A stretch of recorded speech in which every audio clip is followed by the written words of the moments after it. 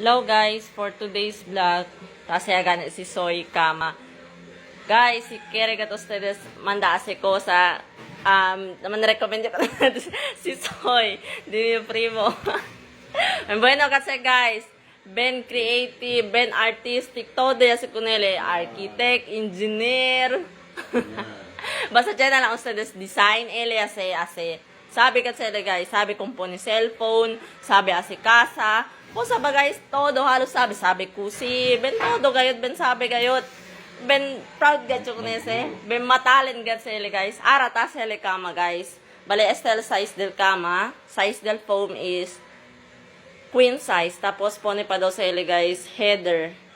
Elias guys man design kasi ben kumpiyansa kad ko nele ase SL drawer. On the mirror guys, para man makeup, something, may paakaba kasi mungka sa ele ulit. Kasi asa daw kad akal ba namin tigat. Guys, si Kere ustedes manda ase, kunele lang, bemboy no gayot.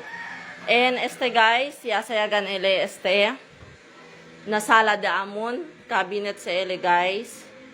Chene floating, floating shelves, sa ele, floating shelves. Tapos akil TV.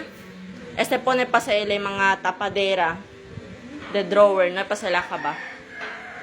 And pinta palkasa guys. And pinta pa sa kulay white and brown daw. Aki na mga line.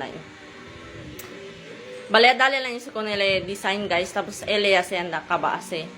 Bueno guys. May gatso ko sa pwede abla. Bueno gayot. Kumpiyansa gatso na mga kosa gat ele ta ka ba ase. And ala arriba, kisame, may patamin na kaba kasi may paman wiring. And thank you guys. Amo lang kaldim yung video for today's. And hopefully nagustuhan nyo yung video for today. Thank you.